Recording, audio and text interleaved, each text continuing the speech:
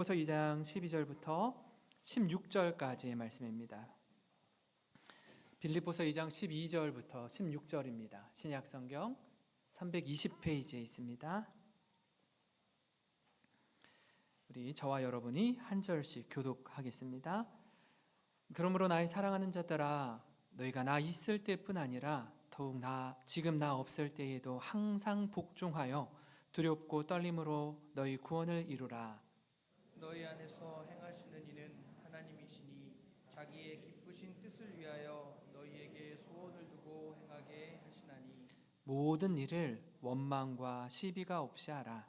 이는 너희가 흠이 없고 순전하여 어그러지고 거스르는 세대 가운데 하나님의 흠 없는 자녀로 세상에서 그들 가운데 빛들로 나타내며. 우리 같이 읽겠습니다. 생명의 말씀을 밝혀 나의 다름질이 헛되지 아니하고 수고되어 헛되지 아니하므로 그리스도의 날에 내가 자랑할 것이 있게 하려 함이라. 아멘. 자녀를 키우다 보면 어느샌가 이렇게 한번 훌쩍 크는 때가 한번 있더라고요. 또 교회 성도들도 그저 신앙생활 하면서 오래되지 않아서 아직 어린아이 같은 신앙에 머물러 있는 것 같았는데 어느 날 보니까 훌쩍 또 신앙적으로 성숙하고 성장한 성도들을 이렇게 만나게 됩니다. 살펴보니까 그 이유를 보면 부모님의 부재 시에 또는 목회자의 부재를 겪을 때 다시 말해 홀로 서기를 해야 되고요. 또 어려움 가운데 위기 상황을 지나면서 몰라보게 마음과 생각이 한층 더 성장하고 성숙해집니다. 곰곰이 생각해 보면요. 부모가 평생 아이들 곁에 머물 수 없고요. 목회자도 어느 정해진 기간이 지나면 또 떠나야 될 때가 있습니다. 그러면 늘 내 곁에 있을 줄 알았는데, 늘 나의 힘이 되어줄 줄 알았는데 그렇게 큰 그늘이 되어주고 힘이 되어주었던 사람이 떠날 때 그 시간을 통해서 하나님 앞에 서게 되고 또 영적으로 성장하게 되는 것 같습니다. 우린 한계가 있는 존재이기 때문에 영원히 함께 할 수 없습니다. 언젠가는 떠나야 하는 자들입니다. 그래서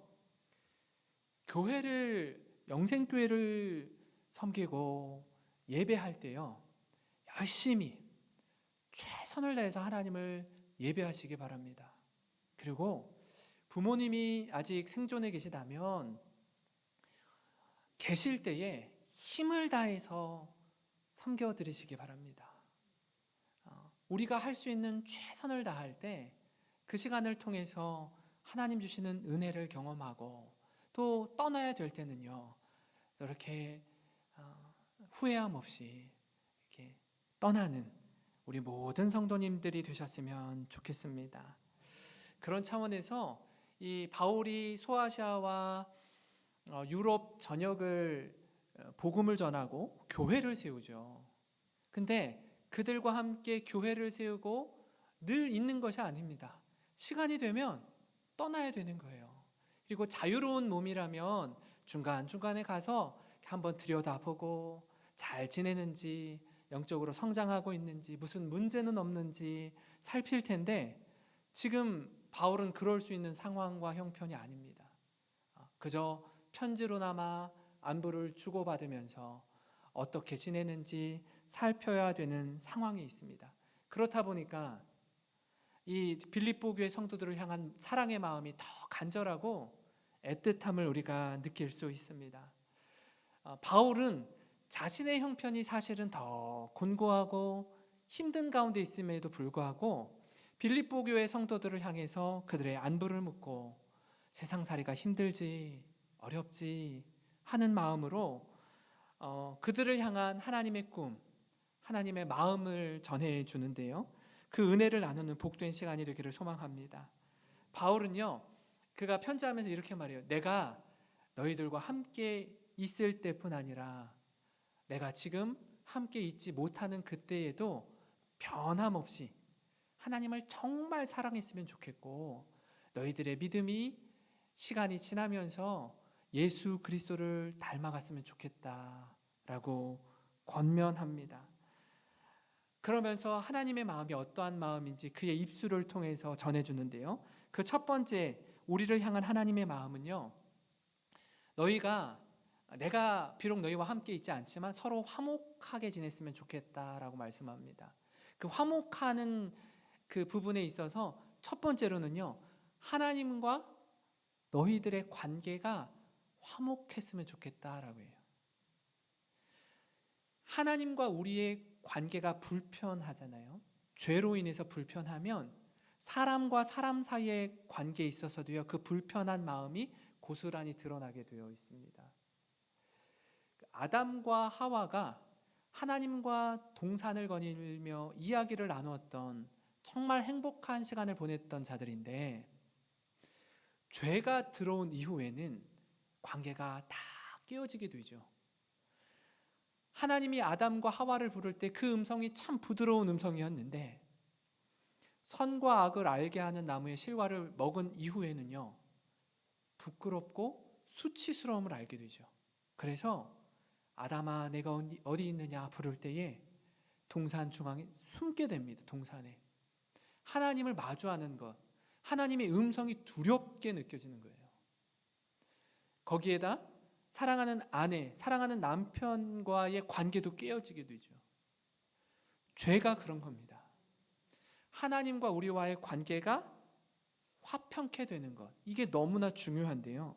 에베소서 2장 14절에 이렇게 말씀합니다. 그는 우리의 화평이신지라 둘로 하나를 만드사 원수된 것 곧 중간에 막힌 담을 자기 육체로 허시고. 하나님과 우리와의 불편한 관계를 예수님께서 막힌 담을 허물어 주시고 하나 되게 하셨다라는 거예요. 이 하나님과 우리와의 관계를 회복시켜 주신 예수 그리스도, 그분을 본받아 우리 역시 우리의 이웃들과 화목하고 또 믿지 않는 이웃들에게 하나님의 사랑, 하나님의 복음을 전하는 우리 모든 성도님들 되시기를 주님의 이름으로 축원합니다. 이 위로의 말씀은요, 로마서 12장 18절에 이렇게 말씀하고 있는데요. 한번 같이 읽었으면 좋겠습니다. 시작. 할 수 있거든 너희로서는 모든 사람과 더불어 화목하라. 아멘. 할 수 있는 대로요. 우리는 관계에 있어서 적을 만들면 안 됩니다. 가능한 한 적을 두어서는 안 돼요. 가능하면 모든 이와 좋은 관계 속에 화목하시기를 바랍니다. 이게 너무나 중요한데요. 왜 그러냐 하면 화목이 깨어지고 불편한 관계가 지속되고 이 사람을 보면 힘들고 어려운 마음이 지속되면요, 가장 먼저는 우리 자신이 손해를 보게 됩니다. 그 마음으로 누군가를 대하고 사람들과 관계를 맺고 하면요, 그 불편한 마음이 그 사람 외에 다른 사람에게도 연장선상에서 이루어지기 때문에 너무너무 힘든 시간을 겪게 됩니다. 반대로 그런 맥락에서 관계 회복과 용서를 하게 되면 가장 먼저 우리 자신이 유익을 얻게 돼요. 이 일을 통해서 관계 회복이 일어나고 그 감사하고 기쁜 마음이 또 다른 이들을 대할 때에도 동일하게 이루어지기 때문에 그렇습니다. 사랑하는 성도 여러분, 바라기는 가까이 지내는 사람과 화목하시길 소망합니다. 오늘 말씀 빌립보서 2장 13절과 14절 말씀을 보시면 관계 속에서 일어나는 불평이나 다툼에 대해 말하는데요. 하나님은 자기의 선한 목적에 따라 여러분이 자발적으로 행동하도록 여러분 안에서 일하십니다.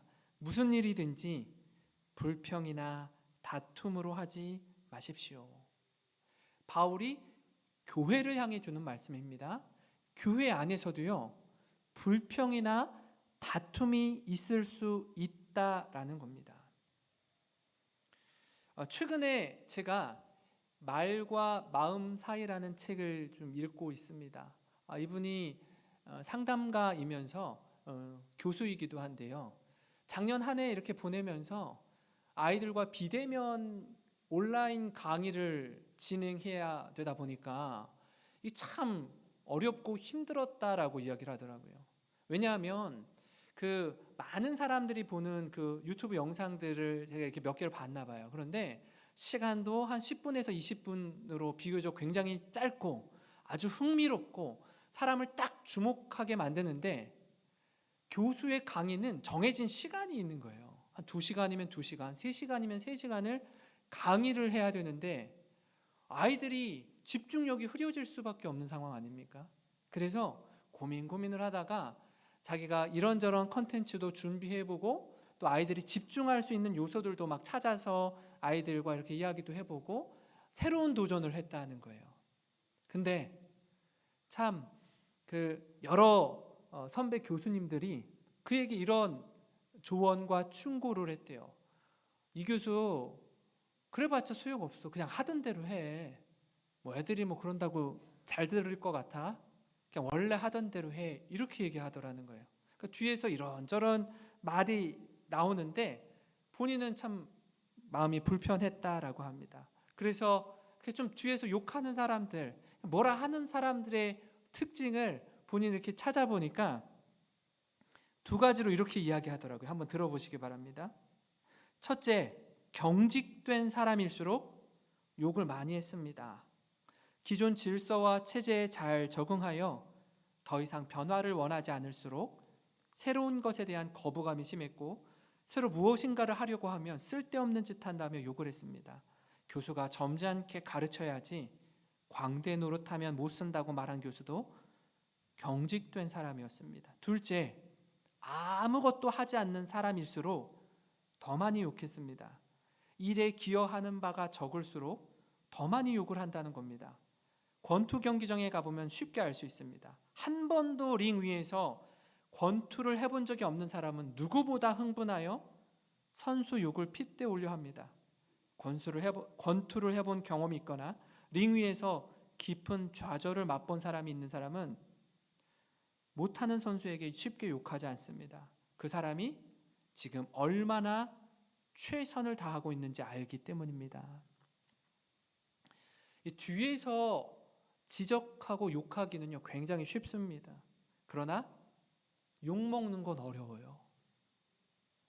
남이 해놓은 일을 보고 단점을 조목조목 지적하기는 쉽습니다.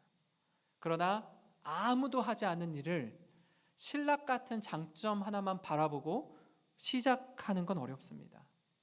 사랑하는 성도 여러분, 여러분은 욕하는 사람입니까? 아니면 욕 먹는 사람입니까? 바라기는 우리가 불평과 다툼의 자리에서 일어나서 감사할 줄 알고 화목이 넘치는 교회와 가정이 되기를 간절히 축원합니다. 그런가 하면 하나님께서 우리에게 보여주시는 그 마음, 2번째 마음은 뭐냐면 좀 말씀을 끝까지 순종하라라고 우리에게 말씀해주고 있습니다. 무엇이든지 이 처음 마음을 끝까지 지켜내는 건 여간 어려운 게 아닙니다. 그래서 연말이 되면 새해를 맞이해서 내가 이런 일들과 계획은 반드시 이루어내겠습니다 하고 각오와 결단을 합니다. 그런데 작심삼일이라고 굳게 먹은 마음마저도 3일이 채 가지 못한다는 말이 있는 것처럼 처음 마음을 끝까지 지켜내는 게 이게 쉽지 않음을 경험합니다.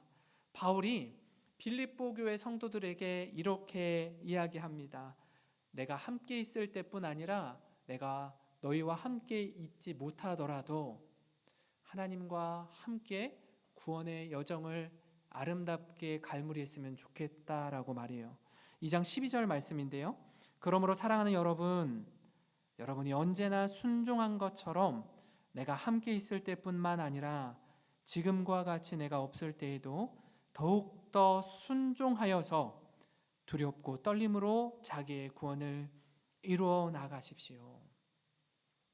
바울의 입장에서 한번 생각해 봤습니다. 분명히 교회를 세우고 성도들이 영적으로 잘 성장하는 줄 알았는데 자신이 떠나보고 이런저런 이야기를 들어보니 내가 볼 때는 분명히 이 성도가 참 훌륭한 줄 알았는데 믿음 생활 잘하는 줄 알았는데 나와서 듣게 되는 소리는 흔들리고 넘어지고 상처받고 갈등하고 있다라는 이야기를 듣는다면 바울 입장에서 얼마나 마음이 안타깝겠습니까? 없는 가운데서도 오히려 더 꿋꿋하게 믿음을 끝까지 지키고 주님의 몸된 교회를 신실하게 섬기는 소식을 듣게 된다면 얼마나 기뻐하게 될까요? 바울은 그 마음으로 너희들이 하나님의 구원의 사역 가운데에 끝까지 믿음의 경주를 완주했으면 좋겠다라고 말씀하세요. 우리 이스라엘의 초대 왕이었던 사울을 기억하십니까? 그는 베냐민 지파 사람이었습니다. 하나님께서 사무엘을 통해서 그에게 기름 부을 때는요, 정말 겸손한 사람이었어요.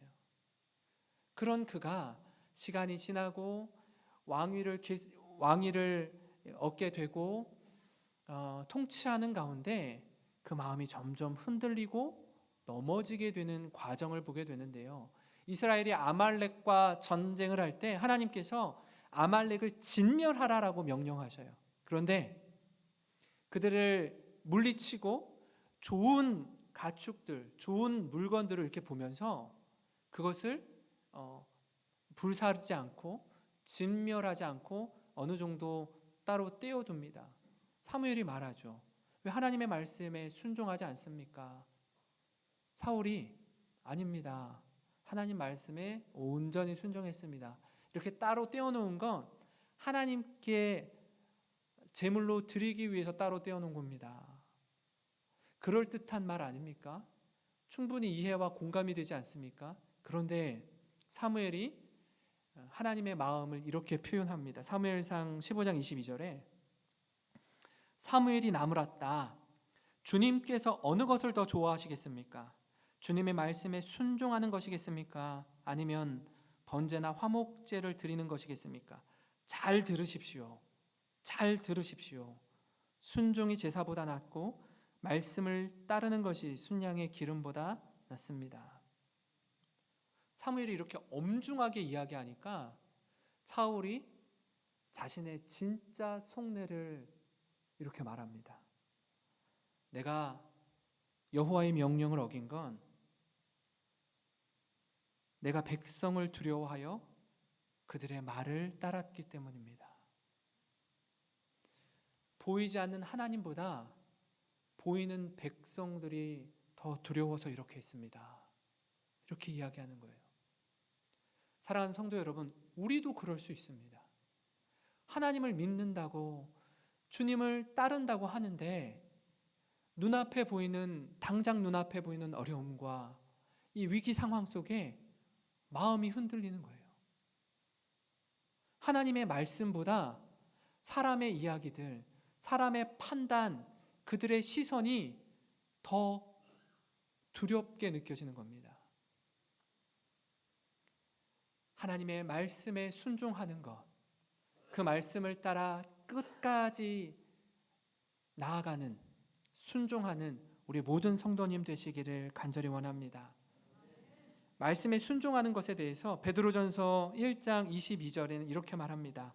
너희가 진리를 순종함으로 너희 영혼을 깨끗하게 하여 거짓이 없이 형제 사랑하기에 이르렀으니 마음으로 뜨겁게 서로 사랑하라.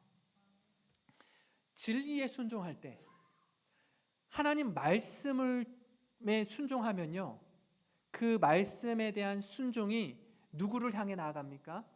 형제 사랑하는 곳으로 연장선상에서 이어진다라는 거예요.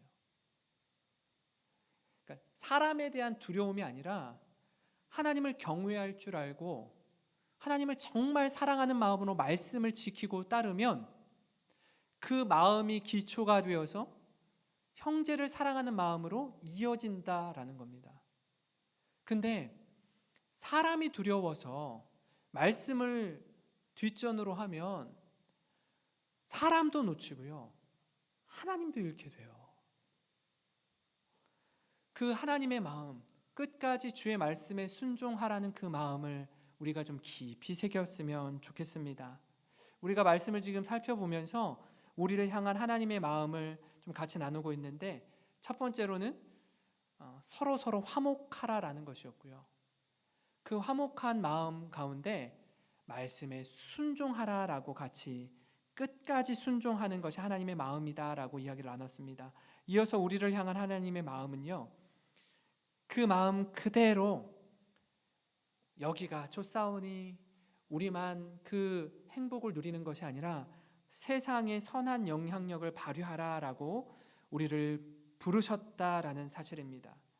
2장 15절 16절을 보시면, 이는 너희가 흠이 없고 순전하여 어그러지고 거스르는 세대 가운데서 하나님의 흠 없는 자녀로 세상에서 그들 가운데 빛들로 나타내며 생명의 말씀을 밝혀 나의 다름질이 헛되지 아니하고 수고도 헛되지 아니하므로 그리스도의 날에 내가 자랑할 것이 있게 하려 함이라. 하나님은 우리를 하나님의 흠 없는 자녀로 세상에서 그들 가운데 빛들로 나타내도록 우리를 부르셨다라고 말씀하세요. 교회와 가정을 넘어서 세상의 빛으로 살아가라고 말씀하고 있습니다. 제가 이 말씀을 묵상하며 마태복음 5장 말씀이 떠올랐습니다.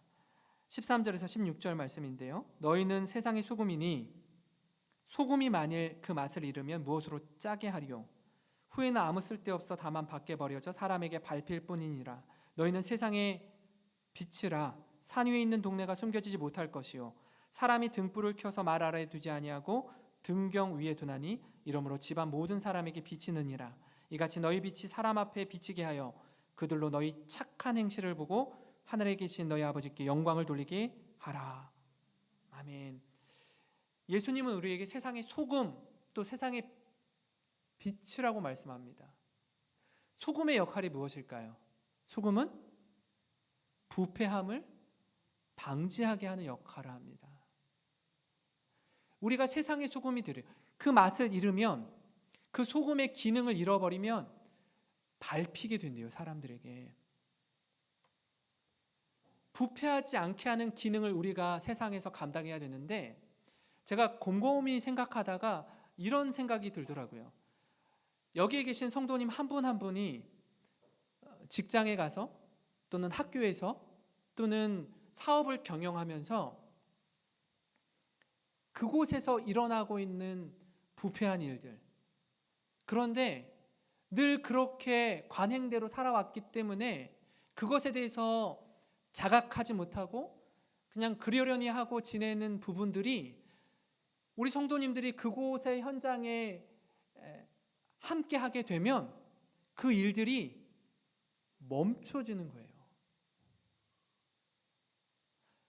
사람들이 여러분과 함께 할 때 저 그리스도인이라고 하는 저 사람이 있음으로 말미암아 이전에는 아무렇지도 않게 하던 일들을 이제는 우리 성도님들의 눈치를 보는 거예요. 불편한 마음을 갖는 거예요. 다시 말씀드리면 거룩한 불편감을 그들이 갖게 되는 겁니다. 아, 이렇게 하면 안 되는구나, 여기서 멈춰야 되는구나를 여러분이 소금의 역할을 감당하면서 더 이상 부패하지 않도록 막아서는 일을 감당하도록 예수님이 우리를 세상의 소금으로 부르셨다라는 겁니다. 그 기능이 작동하려면 우리가 말씀에 깨어 있어야 됩니다. 그렇지 않으면 같이 세상에 휩쓸리게 되어 있어요. 빛의 기능도 마찬가지 아닙니까? 빛은 어둠을 밝히게 하는 기능이 있습니다. 어둠의 일들 가운데 벌어지는 상황들을요, 우리가 가면 다 드러나게 되는 거예요. 전에는 부끄럽게 생각하지 않았어요. 왜? 어두우니까 더러움이, 부패함이 그닥 눈에 띄지 않았거든요. 그런데 우리 성도님들이 그곳에 가시면 밝히 다 드러나는 겁니다. 존재로서 사명을 감당하는 거예요. 그 사람들이 이렇게 살면 안 되는 거구나 라는 사인을 여러분들을 통해서 얻게 되셔야 돼요. 그게 그리스도인이 세상에서 감당해야 될 아주 중요한 사명이라는 거예요. 우리 영생교회 성도님들이 세상 가운데 나아가서 그런 소금과 같은 존재, 빛과 같은 존재가 되시기를 주님의 이름으로 축원합니다. 우리가 그곳에 있으면 어둠과 부끄러움의 일들은 멈춰지고 이제는 거룩하고 진실한 모습으로 새로워지는 역할, 그 역할 감당하라고 하나님이 우리를 부르신 줄 믿습니다. 기독교의 역사를 뒤돌아보면요, 교회는 핍박과 박해 속에 오히려 더 본질을 붙들고 추구하면서 그리스도인의 정체성을 지켜왔습니다. 어렵고 힘들수록 교회는 더 건강해져 갔습니다. 그런데 교회가 세상의 권력에 편승하고 부를 증식하고 누릴 때에는 여지없이 부패의 온상이 되었습니다. 세상의 지탄과 손가락질을 받았습니다. 저는 이 코로나 시대 가운데 우리가 그동안 놓치고 있었던 그리스도인의 정체성을 확인하는 기회로 삼기를 원합니다. 세상의 빛과 소금의 사명을 붙들며 세상의 소망이 되는 영생교회 되기를 주님의 이름으로 간절히 축원합니다. 축원합니다. 우리 하나님 말씀